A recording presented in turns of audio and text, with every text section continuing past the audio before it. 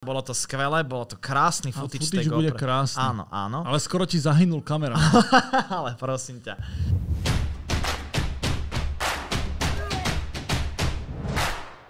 Vítajte pri 4. dieli backstageového podcastu, alebo podcastového backstageu. Čo je správnejšie? Podľa mňa obe sú absolútne gramaticky správne. Výborne, ďakujem veľmi pekne. V tomto videu by sme veľmi radi rozobrali ostrov, ktorý ste videli 2 dni dozadu, takzvaný najľudnatejší ostrov. Je to na svete? Áno, áno. Sú dva a tým, že sa tam neustále mení počet obyvateľov, tak je diskusia medzi odborníkmi na ostrovy a hustotu populácie, že ktorý z tých ostrovov je viac ľudnatý. A druhý ostrov sa volá... To si musím vygoogliť. Je v Keni, na takom jazere. To som tiež chcel točiť, ten ostrov. Migingo. V podstate my, keď sme na tento ostrov išli, to už sme vlastne išli bez auta, takže sme sa museli dostať na najbližšiu loďnú stanicu. Presne tak. Lomeno prístav. Pretože zákonite na ostrov sa dá dostať loďou. Je 6 hodín ráno, prišli sme do prístavu a musíme tu chvíľku počkať, pretože ten transport naspäť z ostrova sem na pevninu si musíme kúpiť práve teraz, ale oni sa otvárajú až o 8. A my 8:15 ideme druhou spoločnosťou teraz na ten ostrov. A medzi tým máme ešte chvíľku času, aby sme kúpili odtiaľto na autobusovej stanici lístok smerom na sever. Znie to veľmi komplikovane, ale paradoxne to nie je až také hrozné. Podarilo sa ti kúpiť lístky? Podarilo. Všetko je to také veľmi na knap, že prídeme o 12:00 o 2 dní, čo teda bude 12:30, keďže sme v Kolumbii, ak nie neskôr, a 12:45 nám ide už bus. A povedali nám, že okolo 12:00 by sme už mohli byť pri buse. Čiže my práve vtedy budeme v strede rozbúreného mora, keď sa ľudia budú už dostávať do busu. No, inak myslíš si, že vedia všetci ľudia, čo znamená na klap? Myslím si, že nie. Ale pre takých to netočíme. Presne tak. Teda došli sme k tomu prístavu, že teda má tá naša loď nejakým spôsobom vyplávať na tento ostrov. Len ako dobre vieme, v Latinskej Amerike čas nehrá úlohu. To proste, keď sa udeje táto pláva, tak sa udeje. Našli sme tam s ďalšími nejakými 8 ľuďmi. Asi hodinu tá plavba trvala. Treba ale povedať, že sme išli ako jediní na tento ostrov. Ostatní ľudia išli na okolité ostrovy, kde sa nachádzajú rezorty a tak ďalej. Tento ostrov nemá rezort, má 2 hotely. Jeden je veľmi zle na tom a v druhom sme boli ubytovaní my. Lebo však ako filmári, ktorí majú sponzorov, treba si dopriať. Áno, treba si dopriať z tých dvoch. Ale plavba. Plavba bola jedna z najhorších v mojom živote, pretože... Aj moja. Pretože dosť pršalo a môj žalúdok nie je úplne prispôsobený na to, aby každé 2,5 sekundy ma hodilo zo strany na stranu.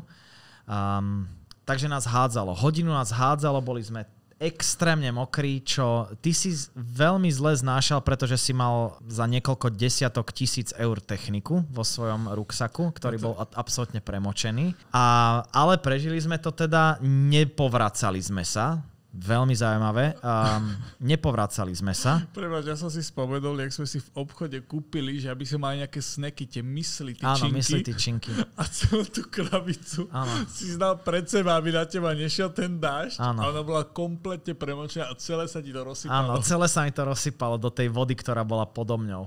Takže veľmi úsmevný zážitok. Tá loď púšťala. Áno. Ona nebola vodotesná, ona prepúšťala vodu. Je to tak. Prišli sme teda na ostrov, ubytovali sme sa, boli sme ubytovaní vo veľmi peknom hoteli. Na to, že je to tak malilinký ostrov, tak v úplnej riti. Áno, tak ten hotel bol veľmi, veľmi v pohode. Recepčná bola tiež veľmi v pohode. Aj umelé prsia boli veľmi, veľmi v pohode. Veľmi pekne spravené, pán chirurg. Naozaj brutálna práca, 10 z 10. Peter, dobrá izba? Takáto posteľ je mne malá. Nie je to nám dvom. Ja ti hovorím, že od pánovi nižšie ja budem v lufte. Budem ráne v lufte. A nemali dve postele. No, a našli sme strašne zaujímavú vec, teda, aby som Peter našiel zaujímavú vec, že na tých dverách je citát od Billa Clintona. Ak chránime naše oceány, chránime našu budúcnosť. Bill Clinton. Neboli sme tam jediní ubytovaní, čo bola tá najlepšia možná správa. A zároveň zaražajúca správa. Zaražajúca. Bol tam ubytovaný americký pár. Chlapec bol z Floridy a slečna neviem odkiaľ, ale na polku bola Kolumbíčanka, takže vedela po španielsky a boli veľmi znudení.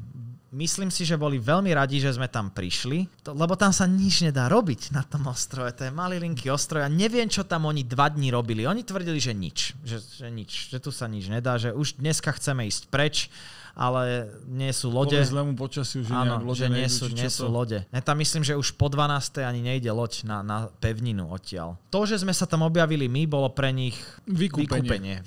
Presne som si hovoril, že redemption, jak sa to povie. Ty si môj mozog, Martin. Presne ty si môj mozog. Čo aj pre nás bolo vykúpenie. Pretože my sme potrebovali opäť niekoho, kto nám bude trošku pomáhať s prekladom. Presne. Translation a ty dopovieš. Preklad. Celé to bolo spravené tak, že my sme sa vlastne zastavovali na jednotlivých stanovištiach a pýtali sme sa ľudí rôzne otázky. A títo ľudia, ktorí mali ešte horší akcent ako Severokolumbíčania v San Antere, tí, čo oslov, akože týmto ľuďom veľmi iba povrchovo si načrtol, čo sa dialo v minulom. Týmto ľuďom na ostrove sa nedalo, že vôbec rozumieť po španielsky, takže ona to pekne prekladala, ja som si to pekne spisoval a tým pádom sme mali krásny základ epizódy. Jeden veľmi dobrý fakt, ktorý sa tam deje, keďže je to ostrov, takmer každý deň, keď je príliv, proste zatečie. To znamená, že na uliciach je mŕte veľa vody a tam funguje loď, ktorá im odváža smeti, ona ide raz za týždeň iba? Myslím, že áno. To znamená, že viete si podľa mňa predstaviť, aké boli tie ulice. Ak ste videli naše video zo Svinej, tak bolo to veľmi, ten smrad bol takmer identický. Presne, keď sa povie Santa Cruz del Islote, že čo je prvá vec, na čo si spomenieš, je to ten smrad. No. My keď sme vyšli, asi veľmi dobre pamätám, keď sme prvýkrát vyšli z toho pekného hostela, lebo to je hostel sa to volá, my sme otvorili tie dvere a my sme prišli do úplne odlišnej reality. Tam boli odpadky vo vode, pretože práve pršalo. Čiže všetko bolo zaliaté. V tej odpornej hnilej vode boli odpadky, výkaly, moč, všetko spolu zmiešané. A jak začalo svietiť slnko, jak je tam veľmi vlhko, tak to podľa mňa začalo mierne hniť. A ty si... Vieš, presne určite máš ten smrad túto teraz. Štiplavý, kyslý smrad. Ja neviem, z čoho to bolo, ale to bol tak nechutný smrad, veľmi podobný ako v rómskych osadách v Svinej. Veľmi podobný. Jedinú výhodu, čo má ten ostrov tým, že je tak malý, že sa tam nemôže stratiť. Napriek tomu sme sa niekoľkokrát stratili, Martin. Pamätáš, že sme sa niekoľkokrát stratili na tom ostrove? My sme nevedeli od tých kohútov drbnutých sa dostať naspäť. My sa furt odbočili a boli sme niekde inde. Áno. A dokonca ani keď som vracal plutvy, ja som nevedel, že kde to je. To je ostrov, kde sa zo severu na juh dostanete za 90 sekúnd chôdze a niekoľkokrát sme sa tam my stratili. Lebo všetky tie uličky vyzerajú rovnako. Neuveriteľný paradox, že na takomto ostrove sme mali problémy s orientáciou. Je to veľmi zaujímavé natočenie. Musíme nájsť niekoho, kto tu vie aspoň trošku po anglicky, lebo títo ľudia majú tak extrémny akcent, že občas rozumiem po španielsky, ale tu nie. Tu naozaj nie. Potom tu bola jedna veľmi zaujímavá vec, čo sa nám podarila nejakým spôsobom vybaviť. Neviem, jak sme sa k tomu dostali. Vlastne bolo, že sme išli loviť ryby.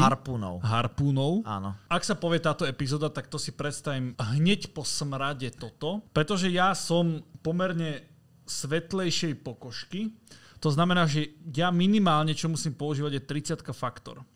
A tuto pán si zmyslel, že pome cez najpramejšie slnko na svete. No nie, to vtedy mal čas pán rybár. To nebol môj nápad. On povedal, že teraz mám čas, tak že potom mám robotu. Prepáč, ovinil som teba, ospravedlňujem sa. Pán rybár, lovec, povedal, že pome teraz o 12. To je ideálny čas. Vtedy ryby sú proste aktívne v tých koráloch, že to bude super.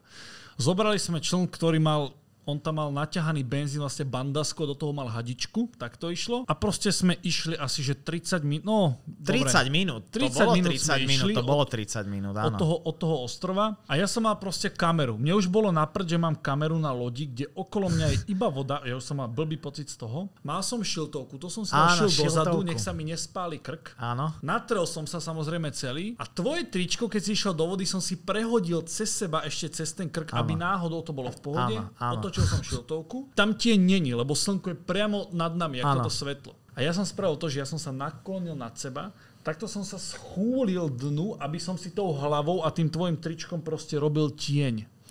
Všetko som si natrel, všetko bolo v poriadku, keď mi bolo teplo, bolo mi blbo, lebo tá loď vlastne toto robila. Hodinu, jak Peťko lovil, tak toto robila loď. Jediné, čo som si nenatrel, boli kolena. Máme asi pol hodinu pauzy a ideme potom znova točiť a spálil som si kolena jak čistý primitív. Ja som mal tak spálené kolena, že som si na to natrel, normálne som si dal, že 0,5 cm vrstvu aloe vera a tam nebola klíma, to vôbec. No. Bol tam jeden ventilátor. Ten ventilátor som si pustil, že na kolená, že plné bobina. A takto som mal vlastne ohnuté kolená, že boli vo vzduchu a fúkal na to plné bomby vent. Ja by som inak nezaspal. My sme prišli na dané miesto, ja som si dal dole tričko a už som sa tešil, ako sa budem člapkať vo vode a pozerať, či náhodou není medzi korálmi ryba. Ale nejak som si neuvedomil, že je tam teda aj Martin, pán kameraman. Myslím si, že pre teba že to bol asi najhorší moment Kolumbie, podľa mňa. Áno. Lebo ja vždy, keď som sa vynoril z tej vody, tak ja som len videl... Ja predýchávam. Jak tá lodička s tebou hádže.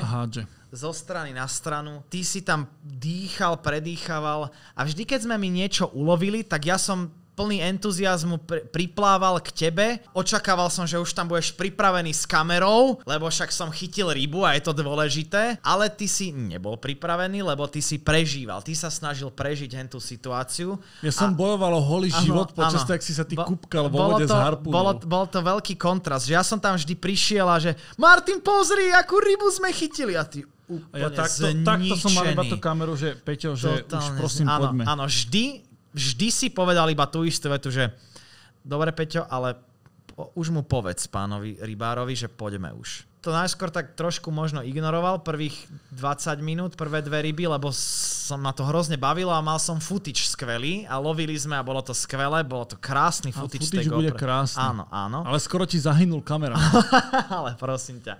No, ale potom už som videl, že s Martinom zle, už bol veľmi červený. On veľmi rýchlo zčervenie, Martin, na slnku, veľmi rýchlo. Tak som pánovi rybárovi povedal, že stačilo, že môžeme ísť naspäť. A on, že OK, ale že ešte jedno miesto poznám. Tak sme išli na druhé miesto, trošku ďalej. A tam sme ďalej chytali ryby. A s Martinom to ďalej hádzalo. Priame slnko, priamo nad hlavou slnko. Okolo mňa nikto nikde. Hej. Iba zrazu tu je čávo na kanóne. Hej. Vysvetlite mi akože odkiaľ ide.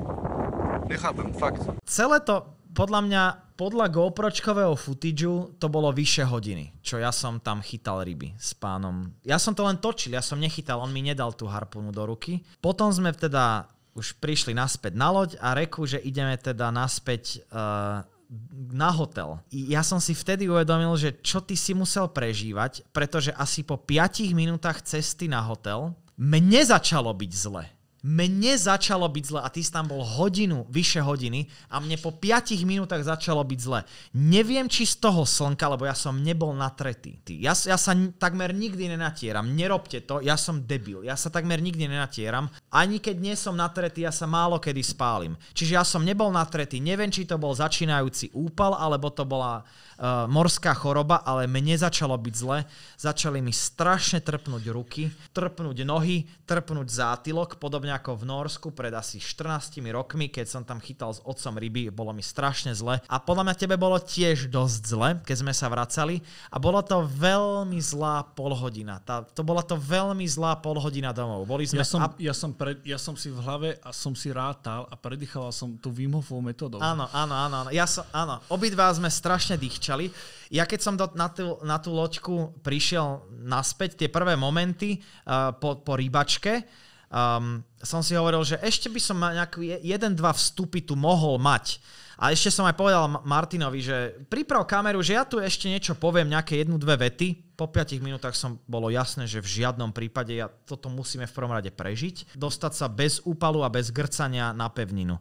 Našťastie sme negrcali. No. Viete si predstaviť, že po tomto, čo sme vlastne natočili super footage, prežili sme to, bolo nám zle a zrazu nám potom bolo už dobre. Otvorenie toho vychladeného piva, to bol dovtedy asi najlepší moment Kolumbie. Áno. Ja nie som pivár, ale toto odporné pivo som si naozaj vychutnal. Áno, áno. Podľa mňa na tomto videu nebudete nič vidieť, ale nevieme zaspať, tak hráme meno, mesto, zviera, vec. A ja mám za úlohu nájsť zviera na dvojité V, slovenské zviera. Existuje. Podľa mňa neexistuje. Existuje? Existuje, takže si prehral. Napíšte do komentáru, aké je zviera slovenské na dvojité V. Je to jednoduché. Super, budú mať 15 sekúnd čiernu obrazovku. Najťažšie sme mali za sebou a čakalo nás už len veľmi jednoduché točenie. Každý tam mal čas, nikto sa nikam neponáhľal, lebo však nemali kam ísť. Áno, takže sme natočili už len rozhovory, natočili sme už len pár nejakých dovedkov a dodatkov, ktoré sme my mali pripravené vďaka tejto slečne poloameričanke, polokolumbíčanke a mohli sme si potom už len jeden deň chillovať. Super bolo ešte, že my, čo ste ulovili kraba, tak ten lovec nám ho dal. Áno. Že zoberte si ho, že to je pre vás. Áno. A my sme ho doniesli k nám do hotela, že či nám ho vedia proste oni pripraviť. Oni, že jasne, dajte, pripravíme vám ho. A nikdy nám ho nepripravili. Nikdy. Možno dodnes ho ešte robia. Možno dodnes ho robia. Takže presne zarobili tak na nás asi 8 eur, či koľko stalo. Presne tak. Toto sme boli veľmi dlho bez strihu. Že sme nemali barbera. A Peter povedal, že však kurník, však tí ľudia tu musia sa nejak strihať, že tu musí byť barber. Áno. Česť všetkým barberom na svete, pretože toto bol pán, teda mladý bol mladý 18-ročný chlapec. Mladý chalanisko, ktorého keď sme sa opýtali, že ako dlho toto robíš, tak on povedal, že už nejakú dobu. Už nejakú dobu. Čo hneď evokovalo to znamenalo, profesionalitu áno, z jeho strany. Presne tak. A jediné vlastne, čo on mal, bol jeden hrebeň a žiletku, ale že iba žiletku, bez žiadneho nadstavca, bez ničoho. Šavo tu na ulici striha Petra a používa takú veľmi zaujímavú metódu na fade. Jak sa u nás používa strojček, tak tu vlastne on má manuálne položenie žiletky na hrebeň a na základe vzdialenosti ústia hrebeňa po položení žiletky sa robí fade. A budem musieť odchopiť celý mikrofón, ktorý má Peter na sebe. To mi inak pripomína, že by som sa mal dať ostrihať aj ja. Hlavne upraviť tú bradu, lebo už je to dosť hnusné. A bol to podľa mňa najhorší účes, čo som v živote na tebe videl. Mal som horší v Tanzánii z dediny, ale jednoznačne na tomto tripe je to veľmi blízko. To bolo odporné. No pozor, áno, na tomto tripe to bol najhorší účes, lebo ale konkurencia tripových účesov, zlých tripových účesov je silná. Je veľmi silná. Keď budeme rozprávať o Bolívii, tak možno spomenieme. Oni nevedia slovo Bolívia. Nevedia? Nevedia, že ďalšia krajina bola Bolívia. Ale však sledovali storky. Pre mňa, čo mám tretinu Afriky prejdenú, nikdy som nebol v bizarnejšej krajine na svete, ako je Bolívia. Akože extrémne veci nás čakajú v Bolívii. A myslím, že aj do backstageu veľmi zaujímavé veci nás čakajú. Také, čo neuvidíte v epizódach, ale ktoré my vám tu povieme. Lebo to, čo sa dialo na pozadí daných vecí, to je seriózne, že to je na knihu. Len Bolívia je na knihu. Takže v tomto momente viete, že ďalšia krajina je Bolívia. A týmto sa s vami lúčime. Vlastne áno. A vidíme sa znova o 5 dní, ďalší najbližší pondelok na Peťovom kanáli. Bolívia.